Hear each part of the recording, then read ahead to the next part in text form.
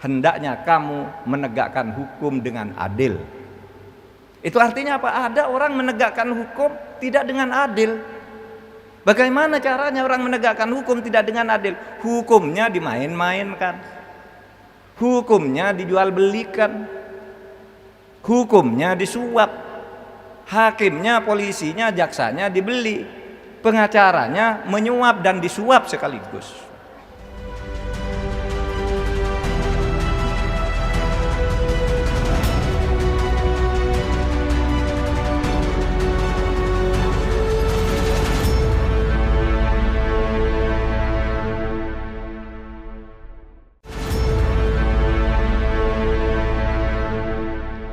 Assalamualaikum warahmatullahi wabarakatuh. Apa kabar Anda semua? Senang sekali saya Sunarif dari Forum News Network bisa kembali menjumpai Anda.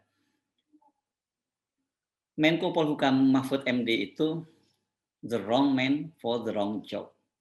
Itu sebuah frasa yang disampaikan oleh pendiri Partai Umat Amin Rais. Ini biasanya kita mengenal istilah the wrong man in the wrong place, misalnya orang yang tidak orangnya salah dan tempatnya juga salah. Sementara menurut Pak Amin Rais, Mahfud MD itu orangnya salah dan juga untuk ditempatkan pada jabatan yang salah. Tentu saja menarik kalau Pak Amin Rais menyampaikan penilaian itu terhadap Pak Mahfud MD. Sebab ini sebenarnya mewakili hampir perasaan banyak orang. Tetapi tidak banyak orang yang bisa memformalisikan seperti yang disampaikan oleh Pak Amin Rais. Jadi dia mengubah istilah the wrong man in the wrong place menjadi the wrong man for the wrong job. Dan kelihatannya apa yang disampaikan oleh Pak Amin Rais ini bisa cukup akurat. Kenapa? Satu, tentu saja mereka ini dikenal cukup dekat. Jadi Pak Amin tidak salah kalau kemudian menyatakan dan memberikan penilaian bahwa Pak Mahfud MD itu sekarang sudah berubah. Mereka ini kan kita kenal sama-sama sebagai aktivis di kota Yogyakarta. Pak Amin Rais lebih senior dibandingkan Pak Mahfud MD. Pak Amin Rais asal dari Solo, kemudian sementara Mahfud MD berasal dari Pamekasan, Madura. Tetapi mereka keduanya sempat berinteraksi, selain sebagai akademisi, mereka juga sama-sama aktivis Islam. Jadi mereka punya kedekatan. Kalau kemudian Pak Amin Rais menilai bahwa Pak Mahfud MD itu sekarang sudah berubah, dan kemudian dia menjadi orang yang salah pada jabatan yang salah, saya kira penilaiannya ini cukup akurat. Mengapa? Karena bagaimanapun juga sekarang ini banyak sekali orang yang menilai, bukan hanya Pak Amin sebenarnya, orang seperti Rocky Gerung juga melihat habitatnya Pak Mahfud MD itu sebenarnya bukan di kekuasaan, tapi dia sebagai seorang akademisi. Tapi sejak beliau menjadi Menko Polhukam, banyak sekali statement-statementnya yang dianggap salah dan blunder. Bahkan harian Kompas itu pernah membuat sebuah kompilasi gitu, beberapa pernyataan yang kontroversial dari Pak Mahfud MD, mulai dari persoalan waktu rame-rame soal ada pasal di Omnibus Law, yakni pasal 170 yang menyatakan bahwa undang-undang itu bisa direvisi atau undang-undang itu bisa dikoreksi oleh peraturan pemerintah, sampai kemudian juga soal pernyataannya bahwa pada era reformasi ini tidak ada terjadi pelanggaran hak asasi manusia. Beda dengan Orde Baru, padahal menurut catatan sejumlah organisasi seperti Kontras dan sebagainya, banyak sekali pelanggaran-pelanggaran hak asasi manusia yang terjadi pada masa reformasi, apalagi khususnya pada masa pemerintahan Jokowi. Salah satu blunder yang dinilai paling besar dari Mahfud MD ini adalah pada kasus menjelang kembalinya Habib Rizik Syihab ke tanah air pada tanggal 10 November 2020 lalu. Seperti kita ketahui, kan kita masih ingat kalau kita buka-buka file lama, pada waktu itu Mahfud menyatakan mempersilahkan Habib Rizik Syihab kembali ke Indonesia dan juga mempersilahkan para penyambutnya untuk menyambut Habib Rizik ke bandara. Kelihatannya kesimpulan dari Mahfud MD sebagai Menko Polhukam ini karena dia salah membaca atau mendapat data yang salah dari intelijen yang menyatakan bahwa masa penyambut dari Habib Rizik Syihab ini jumlahnya sangat kecil. Tapi kemudian ternyata kan jumlahnya membludak. Dan seperti kita ketahui, kemudian berlanjut dengan kerumunan massa pada peringatan Isra Mi'raj dan pernikahan dari Putri Habib Rizik Syihab di markas FPI di Petamburan, Jakarta Pusat. Dan kemudian berlanjut juga dengan peringatan Isra Mi'raj di markas Syariah di kawasan Megamendung, Bogor. Dan setelah peristiwa itu kita ketahui Presiden Jokowi marah dan memerintahkan kepada Kapolri, Panglima TNI, dan juga Menteri Dalam Negeri agar mengambil tindakan tegas terhadap kepala daerah yang membiarkan terjadi kerumunan, apalagi terlibat dalam kerumunan. Dan dampak dari kemarahan Presiden Jokowi itu kan kemudian 2 orang Kapolda di wilayah penting, jadi Kapolda Metro Jaya, Irjen Pol Nana Sujana, dan kemudian Kapolda Jawa Barat, Irjen Rudi Sufriyadi, dicopot dari jabatannya. Ini padahal biasanya 2 orang ini kalau sudah menjabat sebagai Kapolda Metro Jaya dan atau Kapolda Jawa Barat ini adalah jalur cepat untuk menuju ke level puncak pimpinan Polri. Tapi keduanya ini dipecat karena kesalahan atau blunder yang dilakukan oleh Mahfud MD. Makanya kemudian banyak juga yang pada waktu itu menyerukan harusnya Mahfud MD minta maaf dalam kasus ini. Jadi banyak sekali blunder-blunder yang dilakukan oleh Pak Mahfud MD. Begitu juga dengan sikap keras dari Mahfud MD terhadap Rizik Syihab. Pada waktu itu kan misalnya dia menyebut nama Habib Rizik Syihab dengan si Rizik saja gitu. Dan ini menimbulkan kemarahan orang di Madura. Karena bagaimanapun dalam kultur Madura, kalau ada seorang Habib ini posisinya sangat dihormati. Karena tidak mengagetkan kalau kemudian rumah Mahfud MD, persisnya rumah orang tua atau ibu dari Pak Mahfud MD di kawasan Pamekasan itu digeruduk massa, dikepung oleh massa pada waktu itu. Selain statement yang sering kontroversial, itu orang paling menyoroti adalah perubahan dari sikap Mahfud MD ketika dia sebelum menjabat dan setelah dia menjabat sebagai Menko Polhukam. Selain kontroversi, yang menjadi ciri dari Mahfud MD ini memang perubahan yang sangat berbeda 180 derajat sebelum dan sesudah dia menjabat sebagai Menko Polhukam.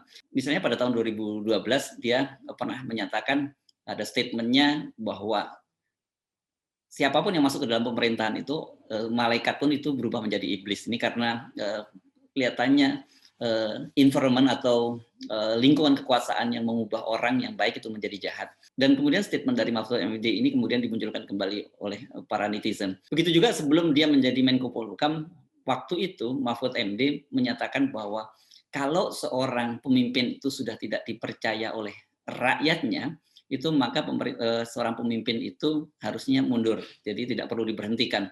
Mahfud MD itu mengacu pada TAP MPR nomor 6 tahun 2000. Dan ketika kemudian Mahfud MD sudah menjadi Menko Polhukam, statement ini dimunculkan kembali. Mengapa? Berkaitan dengan munculnya berbagai aksi unjuk rasa yang menunjuk dan juga survei-survei yang menunjukkan bahwa tingkat kepercayaan publik terhadap pemerintahan Jokowi itu menurun. Ada 2 soal sebenarnya dari statement Pak Mahfud MD ini. Satu, statementnya itu kemudian dikaitkan dengan situasi aktual di mana kepercayaan publik terhadap Jokowi menurun. Yang kedua, ternyata TAP MPR nomor 6 tahun 2000 yang disebut oleh Mahfud MD itu salah. Itu bukan mengatur soal pengunduran presiden, tetapi itu soal pemisahan antara TNI dan Polri. Jadi selain kontroversial, itu pernyataannya juga salah. Nah, yang paling menarik itu berkaitan dengan pernyataan Mahfud MD. Ini posisi dia ketika sudah menjadi Menko Polhukam. Kalau tidak sekarang karena ceramah ini disampaikan di Masjid Al-Akbar pada tahun 2020. Jadi ini Mahfud MD sudah menjadi Menko Polhukam. Pada waktu itu Mahfud MD menyatakan bahwa hukum itu sebagai tiang dan fondasi negara. Jika tiangnya roboh, maka negara itu juga akan runtuh. Dan ceramah dari Mahfud MD ini kemudian diunggah juga oleh ulama kondang atau dai kondang Ustadz Abdul Somad. Ini kelihatannya Ustadz Abdul Somad mengunggah ini karena pada waktu itu terjadi penangkapan terhadap Habib Rizik Syihab. Orang kan membanding-bandingkan ketika Habib Rizik Syihab melakukan pelanggaran protokol kesehatan dan kemudian dia sudah didenda sangat tinggi 50 juta rupiah, tapi kemudian Habib Rizik Syihab tetap dipersoalkan dan kemudian sampai ditahan di Polda Metro Jaya dan sekarang dipindahkan ke Barreskrim. Dan hari-hari ini Habib Rizik Syihab akan menjalani persidangan dengan pasal-pasal dan jerat hukum yang berlapis. Ada baiknya kita dengarkan kembali bagaimana sih pernyataan dari Mahfud MD itu. Jadi saudara, jahiliyah itu bukan bodoh. Jahiliyah itu dulu orang-orang Quraisy itu pintar-pintar, tetapi suka mempermainkan hukum sehingga oleh Allah disebut kaum jahiliyah. Sekarang di negara kita ini banyak orang pintar,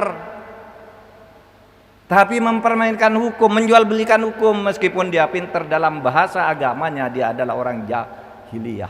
Karena apa? Karena tidak berlaku adil. Hadirin sekalian, keadilan adalah fondasi tegaknya negara. Keadilan adalah fondasi tegaknya negara. Maka kalau Anda, pemerintah, pejabat, rakyat berlaku tidak adil di dalam kehidupan ini, maka sebenarnya Anda sedang menghancurkan fondasi kehidupan bernegara. Negara ini bisa hancur kalau di perintah, kalau dalam pergaulan hidupnya masyarakatnya berlaku tidak adil antara satu dengan yang lain. Seperti biasa, Mahfud MD menanggapi soal-soal kehebohan di dunia maya ini dengan santai saja. Nah, ini salah satu kelebihannya dari Mahfud MD. Kendati dia sudah punya jabatan, tapi dia tidak terkesan abuse of power. Misalnya dia memerintahkan orang menangkap dan sebagainya. Jadi banyak sekali kritik dari netizen maupun publik itu ditanggapi dengan santai dan rileks oleh Mahfud MD. Ini kelebihan Mahfud MD. Karena itu pada waktu Ustadz Abdul Somad mentautkan video dia yang menyampaikan ceramah di Masjid Al-Akbar Surabaya, Mahfud MD juga menanggapinya dengan santai. Jadi menurut dia itu semua ketentuan berlaku juga terhadap Ustadz Abdul Somad. Begitu juga halnya dengan saat ini ketika Pak Amin Rais menyampaikan bahwa Pak Mahfud MD sudah berubah. Dia menjadi the wrong man for the wrong job. Pak Mahfud MD tidak mau menanggapinya secara serius. Jadi silakan kayaknya terpulang pada Anda semua, apakah Anda sepakat dengan Pak Amin Rais bahwa Pak Mahfud MD ini adalah orang yang salah pada jabatan yang salah sebagai Menko Polhukam. Karena itu kita sering melihat sekali pernyataan-pernyataannya dia bersifat kontroversial dan ambigu.